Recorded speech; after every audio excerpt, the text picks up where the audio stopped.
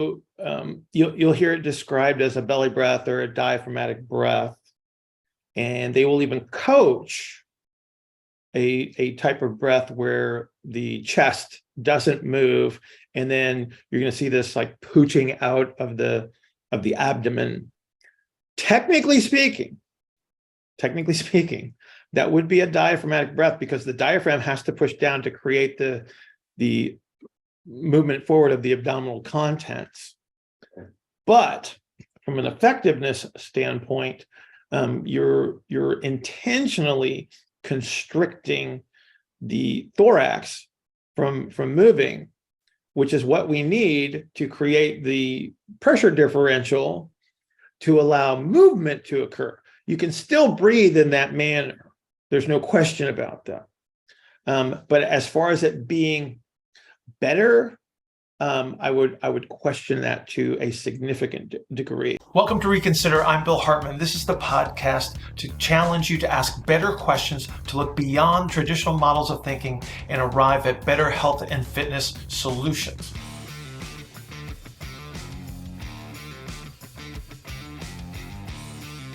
We're emphasizing the mechanical element of the breathing here in this one.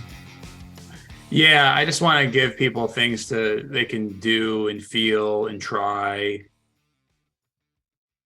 Yeah, because I mean, there's so many consequences to breathing, Mm-hmm. from a metabolic standpoint, from a mechanical standpoint, right? It's digestive, right? Everything is influenced by it. And so that's the big point that we need to emphasize, is that it's like, okay, breathing influences every aspect from the way that you think, right?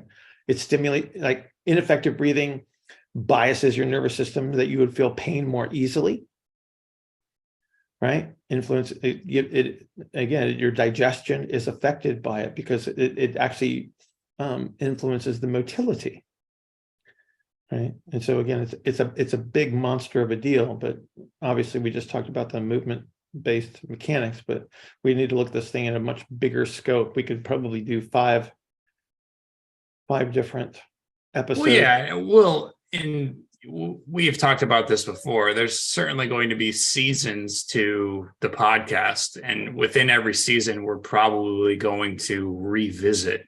We're definitely going to revisit certain topics, breathing being one of them. And then anytime we're talking about movement in general, we're talking about expansion and compression, and these things are coherent throughout any facet of movement, human movement that we're talking about, or just any movement in general. Like you always need a gradient for movement. And so you need to create this spectrum of expansion to compression, and you need to have some type of asymmetry to the system. Otherwise, that movement can't continue to happen. Right. But when we talk about we're talking about the things about breathing that need to be in place for it to be efficient and to promote motility and to promote the flow of the digestive system and the nervous system and the pressures in the brain and all of these things. Let's talk about that. You want to do those things? Yeah, I mean, I already started the timer. Like you let us into the second. You need to let me know when these things start, Chris. No. It makes the cold open better. So that whole thing that you were just talking about, like what we need to talk about, like that will be the beginning of the next episode about breathing. I got it. I get it. All right. Yeah. So the other things that I think that come to mind before we jump into this would be like the effect of nasal breathing versus breathing through your mouth, the effect of trying to do a belly breath versus having your rib cage move. So those are things I want to try to touch on for sure. Well, I mean, nasal breathing has a number of benefits in regards to the quality of the air that you're actually breathing in, right? So we need some moisture in that. There's also the effect on the skull itself as far as the shape goes. So, I'm wearing braces for a reason, because the shape of my face was less than adequate in regards to my ability to breathe. I had allergies as a child, so I never had a normally formed face, and so that affected the alignment of my teeth. It affected my ability to sleep, and so there's a lot of influences in that regard. It's like it helps to maintain the mobility within your skull, because your skull has to move as you breathe, right? So again, that's a big deal in regards to that. The amount of muscle activity that you use in regards to nasal breathing versus breathing through your mouth. So you think about, like, when do you naturally breathe through your mouth? Well, during exertion, right? If you breathe in and out through your mouth, you're going to breathe at a faster rate. So here's what happens when you breathe at a faster rate. You blow off too much CO2. Your bloodstream becomes more alkaline. You stimulate your nervous system. You constrict your blood vessels. You lose the ability to pass oxygen from the blood to your tissues. So there's a sequence of events that is this horrible cascade if you don't breathe effectively. And then again, just simply being able to breathe through your nose becomes a really big deal. Okay. So yeah, so breathing through the nose, you're talking about like the functions of that, filtering air, keeping the ability to stay on the more expansive end of things. Because if you were there's a very pressurized breathing strategy that happens through the mouth that you need to use when you're like throwing something heavy or picking something up that's heavy, and that when it comes to the flow and the ability to turn and the ability to stay, to have larger ranges of motion, the nasal breathing is going to lend itself more to that. It has literally the rate at which the air goes in has a lot to do with whether you can move effectively or not. If the air goes in too quickly, I have to use more muscle mass to allow me to breathe in and out, which means that I have to start recruiting muscles that typically wouldn't be considered resting respiratory muscles. And again, then that becomes your norm. So you learn to breathe that way, and you will breathe that way more frequently. And in doing so, you become more restricted in your movement capability. So now we're back to the mechanical aspect of this. Like literally, that's why breathing through your nose becomes so important. So people that don't think it's a huge deal. It's like that's why these, people that have physical nasal restrictions like deviated septums, that's why it's so important that you might need to get that addressed so you can breathe effectively, so you can calm your system, so you can allow yourself to reduce the output from your nervous system on a regular basis, reduce stress, reduce anxiety. Like people that have anxiety, it's like there are mechanical reasons that can result in anxiety. Yeah, and it seems almost crazy to think about, but so from my perspective of having someone that has like a generalized anxiety disorder, when I don't wear my nose strip, I feel significantly different in terms of my anxiety. And a lot of like, and thinking about it from just the perspective of expansion and compression, if you think about things like a straitjacket or someone that's in like a really cramped room or outside, the difference that you feel, like how much lighter it feels, and how getting outside, you kind of feel this sort of breath of relief because you have this space. But if you're stuck in a closet, or if you're being constricted, that's sort of what's happening in the nasal passages. If we're going to talk about that, just a very direct comparison. So you have a nasal passage, you have a skull that sort of isn't getting this expansion that it normally is used to. And that squeezing is happening in the brain, it's happening in your spinal cord, and everything that exists that is your nervous system, and the representation of your nervous system that's going to lead itself to being either anxious or feeling relaxed. I mean, this is down to the chemical level. Like there are consequences associated with this. Again, you blow off too much CO2. Right, the change, there's a difference in your bloodstream that biases you towards the flight or fight side of your nervous system. Then there's a compensation where you have to manage your blood levels of acidity, right, or alkaline versus acidity. So this is like the pH element of it. That that influences how much oxygen you can deliver to your tissues. So literally it's going to bias how you produce energy. So people will have higher levels of fatigue because they can't use their oxidative energy system to a significant degree, because the structural influence or the mechanical influence of breathing is biasing them in one direction: more fatigue, and again, more stress, more anxiety. You're going to, the kidneys have to compensate for these changes in blood levels of the alkaline nature of the blood. And in doing so, now you excrete things like magnesium, calcium, and then that biases you towards an increased sensitivity of your nervous system. So if you feel pain, you're more likely to feel it. If you do feel it, you're more likely to make it more severe. And it's like, it's not your fault. That's just a consequence of this mechanical influence of breathing that results in the chemical result. Yeah. And it's, I keep thinking about people that anytime I talk to someone who I want them to try to address how they breathe, and their response a lot of times is like, what do you mean I don't breathe right? It's like, I've been breathing for the last 46 years. Exactly.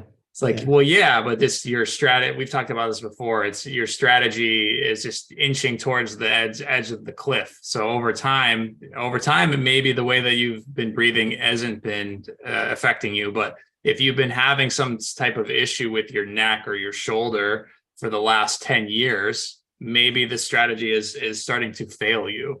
Well, it's hard for people to make these connections, because again, they're doing this without enough information, right? Yeah, because they don't see it. They don't see the reasoning. They don't see the value beyond the obvious of all you gotta do is breathe in and out. You got to keep breathing to stay alive. And then there's their measurement, right? They don't understand the mechanical nature. They don't understand the potential biochemical influences of these outcomes, right? And it's difficult. It's very difficult, because you don't see, I mean, everybody has sort of like a biomechanical frame of reference for almost everything. And then unless you've really investigated this, it is very simplistic in nature. Well, yeah, and a lot of the models are wrong as well, so that doesn't help. Well, yes, but should we just say it out loud? Like, yeah, we'll invoke the spirit of George Box. Right. He is dead, right? I believe he is. I believe he is. Yes. So yeah, I'm sure he's the amount that his quotes get used. I'm sure he's turning in his grave constantly. I don't know whether he intended it to be as such. Yeah, I don't think it's funny to think, like, if you're able to after death, like, kind of look at what your influence on the world has been. I doubt that he would understand his legacy would be this quote. He's gonna go, that's it. That's all I get. That's it. That's like all this work. One stupid quote. One quote for eternity. See if this resonates with you. You want to get back to the gym and get in shape. Maybe get back to playing golf or your favorite sport, or get out and go for a run. Maybe you just want to move and feel better. But every time you restart, that old ache or strain rears its ugly head and interrupts your comeback. When I wrote All Gain, No Pain for my patients who had completed their physical therapy, we knew what they were ready for. You're in a different space with a different starting point than before. You don't feel like a physical therapy patient, so you're going to need to approach this differently. With some guidance, you'll first need to reconstruct your movement foundation that takes your physical structure into consideration. You're going to have ongoing questions as you think differently, so you're going to need a like-minded, supportive community to support your progression. If you're ready to begin your reconstruction, we have a new group starting soon. Send an email to reconyourself@gmail.com to start your process.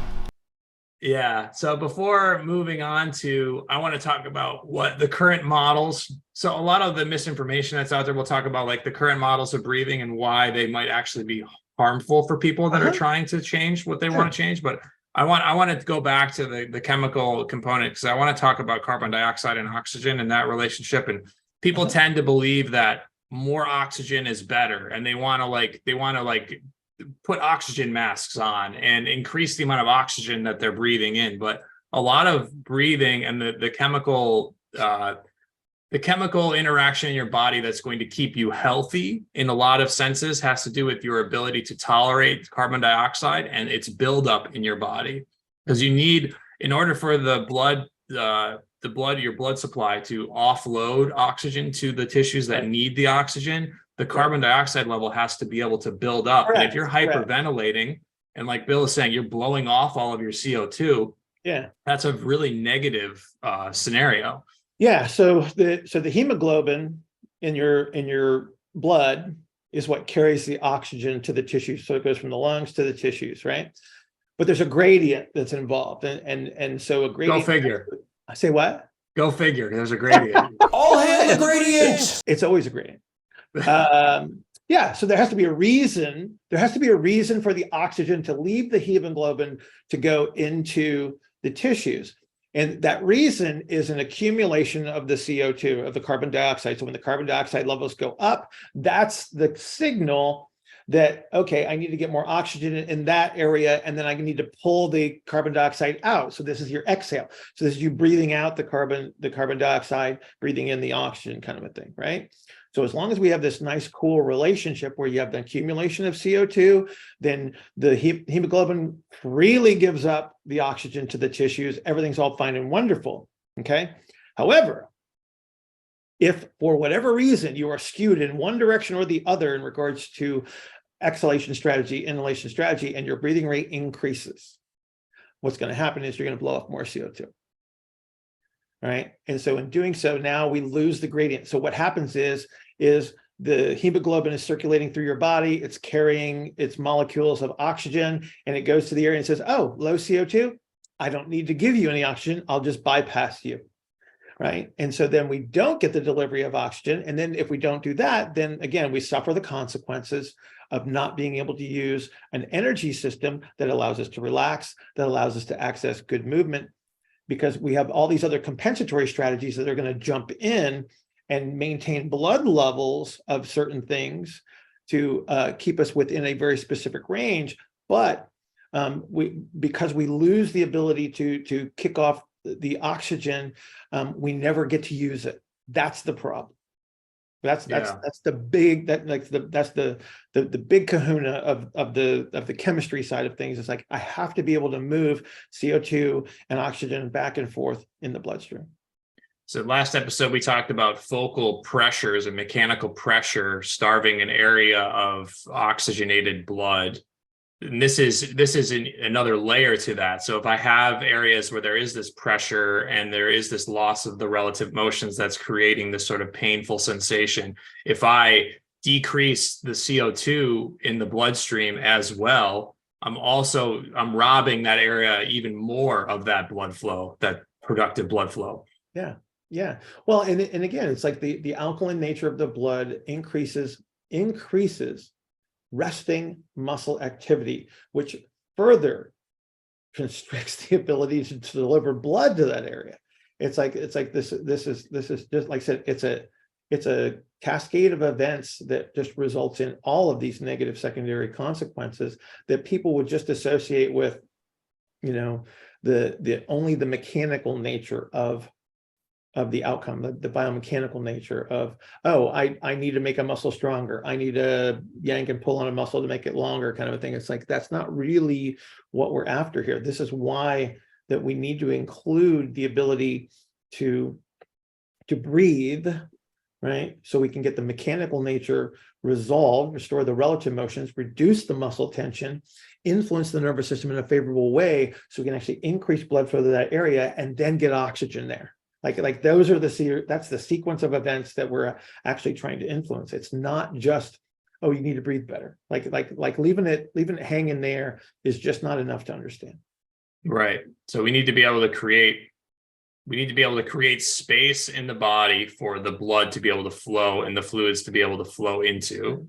And then we have to mechanically create an environment where and from a timing perspective, when you're breathing, if you're just to pay attention to how you breathe in terms of timing, an inhale, an exhale, and a pause, that is going to allow for the proper cascade of effects of moving oxygen in the bloodstream to affected tissues. Right. So these are, and that's why, like, just by saying those two things, when people are like, well, why does breathing matter? Like, I breathe all the time. It's like, well, that it actually matters a lot, because people want to isolate all of these things as being separate from one another, but breathing is inherently movement. It's how we move. It's expansion and it's compression in its most basic and fundamental and primal state. Yeah. Oh yeah. Because you can't exist without it. Yeah. I mean, I got a quote from last name is Goldthwait. He wrote a book on body mechanics in the early 1900s. Right. And he's basically saying, it's like, if you don't normalize breathing, you cannot normalize movement. You know, whether you want to use the word normalize, I don't know. But point being is there is a direct effect and a cascade of events that becomes a huge influence on your outcome. Right. Okay, so we talked about nasal breathing a bit. We were going to get into the current models that exist for breathing and why trying to force people into certain strategies for breathing might actually be more harmful than good. But I think in respect to how we talked about in the last episode, how the rib cage is supposed to move, how the pelvis is supposed to move as we breathe, let's talk about why someone discussing breathing from the perspective of breathing into their belly is not going to be useful in almost all circumstances.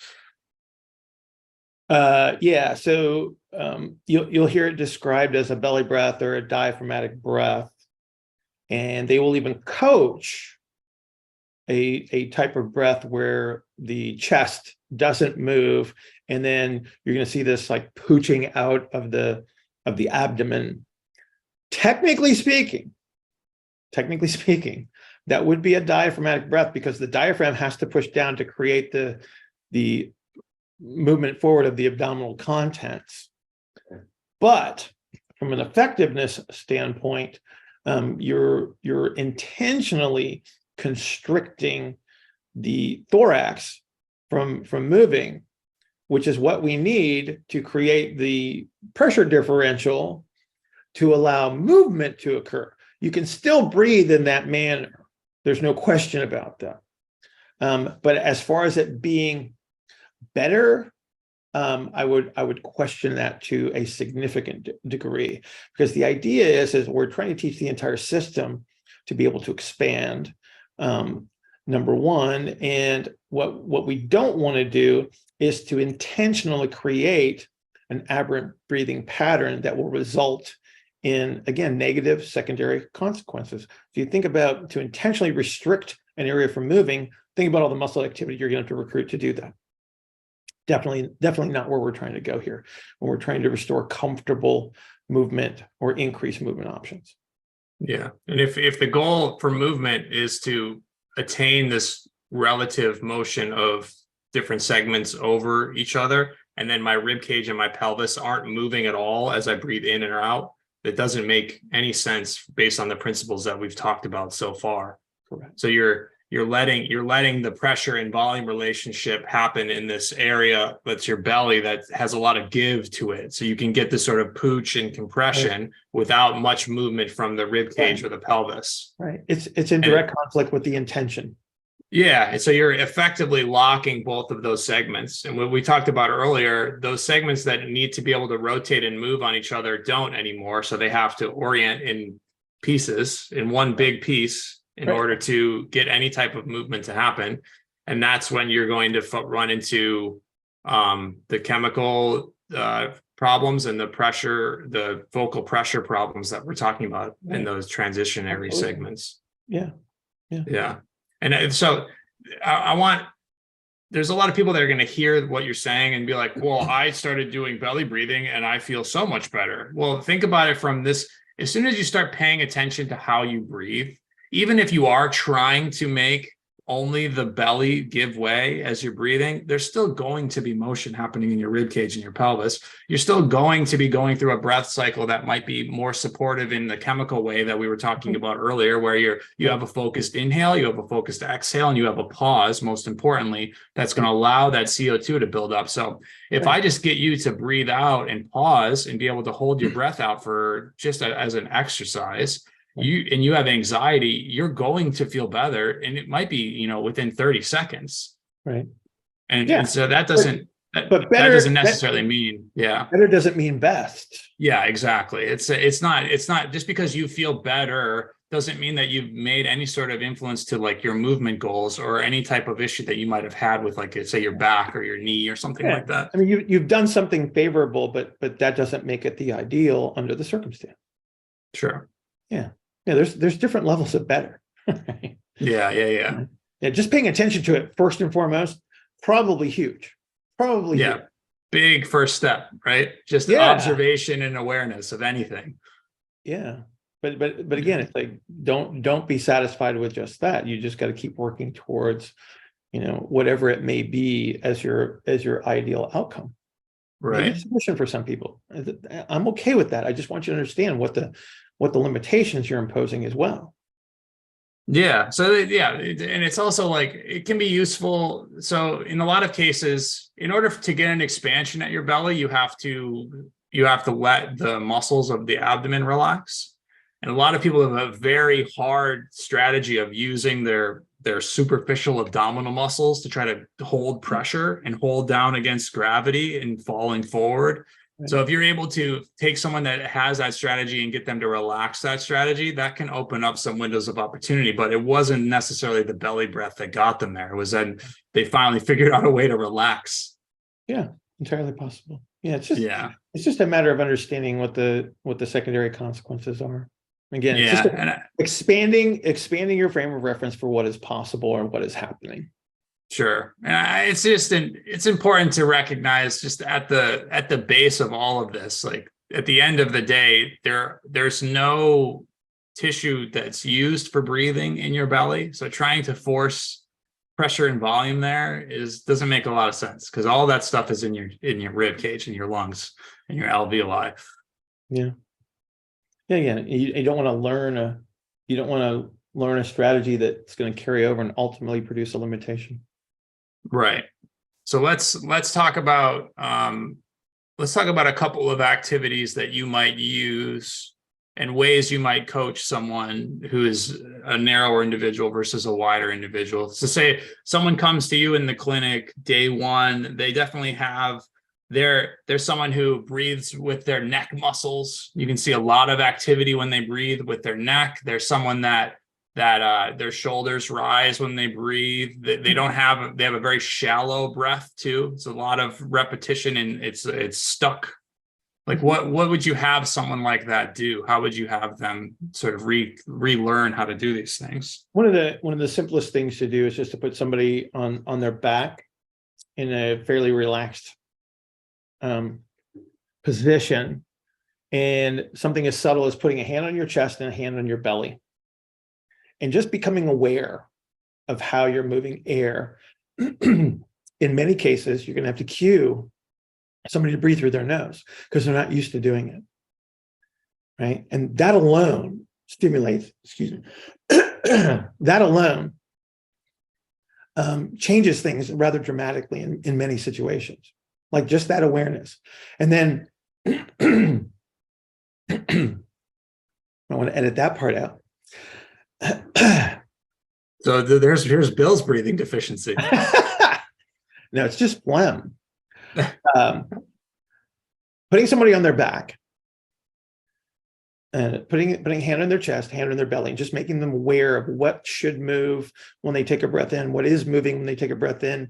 Can they breathe in through their nose? Makes some pretty significant changes, regardless of physical structure under this circumstance. Like that level of awareness is unusual for most people. They're unaware of how they are moving the air. All they're trying to do is create the negative pressure inside the body. If I have muscle activity, superficial muscle activity, so like big chest muscles, big back muscles, they're actually squeezing the rib cage. Under that circumstance, you can reduce that muscle activity through this awareness without any special exercise other than, like I said, just getting the chest and the abdomen to move simultaneously as you breathe in and out. So that would be one of the easiest step ones of all time, and it will influence many people versus having to come up with some measure of a specific exercise. Right. So what Bill is talking about doing is, I mean, if anyone listening to this wants to even try it, if you were just to if you have the ability to get out of your chair and just lay on the ground, and you want to put your feet flat and keep your knees bent, and just kind of sink into the floor, put your one hand on your chest and one hand on your belly, and you're just going to breathe easily through your nose. And you want to try to feel that expansion happen in both of those areas. So your chest is going to rise into your hand. Your belly is going to rise into your hand as you breathe in. And then as you exhale softly, those things are going to fall down and in towards the floor. Mm-hmm. And then once you get as much, a good breath out, you're going to pause. And then when you feel like you need to, you're going to let the air just sort of flow in and out again. Right. I would throw on top of that, encourage expansion into the surface that you're laying on. And so this would be representative of expansion in all directions. Because what we don't want to do is have somebody that's sort of lifting themselves away from the surface of the floor, because that would be tying segments together, moving them without the relative motion that we've discussed previously. What we want is expansion in all directions. So the nice thing about laying on the floor, it's fairly firm. You can feel yourself expanding into that surface. Then you use your hands to represent the anterior expansion that we talk about, that is often restricted by the muscle activity. Right. And the softer surface can be helpful, a carpet, a bed. And that, like Bill's saying, and what we had mentioned in the last episode, we want that circumference to expand. So you want the sides, you want the front to back. Yeah. And you can we use the ground for shape change. You can even roll to your side, so you can get that front to back representation better. You can even go face down. Yeah. If you want to try to feel that difference in the pressure changes. Yeah. One of the mistakes that people make with this, though, because they are now focused on their breathing, they think a bigger breath and a more forceful breath is the appropriate cue. So I would encourage you, when you first start breathing intentionally through your nose, make your inhale silent. Because if you hear yourself breathing in, chances are you're using more effort than necessary to move the air. So if you make your inhale silent, you're less likely to kick on those neck muscles and shoulder muscles and such, because that is a rate dependent influence. So this is like breathing in through your mouth. You have to breathe harder and faster when you breathe through your mouth. And so you kick on more muscles, and then that becomes interference to movement. So again, quiet inhales, and then a nice even exhale under most circumstances, regardless of your physical structure. A nice even exhale through your mouth would be an effective exhalation. So quiet breath in through your nose, long, even exhale through your mouth. Right. Okay, I think that's a good start for the other influences of breathing. I mean, we just hit another 30-minute segment. So that'll be our second episode. We can definitely we'll definitely be able to go. We could do it even in a third episode that's more specifically on the differences in how you might cue breathing for a narrower versus a wider individual. And then I think it would be good to even just talk about positional breathing activities. We talked about laying on your back, and we can talk about side lying. We can talk about inversion and things like that. Inversion, quadruped, yeah, absolutely. And how that will be different dependent upon the narrow or wide individuals. Correct. So that's, if you're still watching, those will be what come are the topics that are coming in future episodes. Last time we asked people what their favorite superhero vehicle was. So I don't know. It's filming these beforehand. We don't know what anyone's responses were. So do we ask people about their superpower, like what they would choose? That's always a great question. It's just like, I feel like you have to give people guidelines when you ask that question though? Because there's like what constitute, are you talking about you only get one ability? Like you can fly or you can see X-ray vision, or can you have the abilities of any superhero? Okay, hang on. I can't remember who this is. He had all the powers of Superman, but he could only use one at a time. Mm.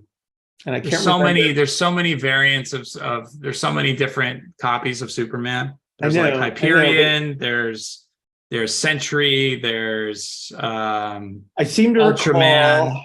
I seem to recall that this. Oh man, who was it? It was something. Here's lad yeah, or anyone that something knows. boy. It was something lad or something boy, I believe. I mean, anyone that And knows like comics literally had in the all the comments powers of tell us. Superman, but could only use one at a time.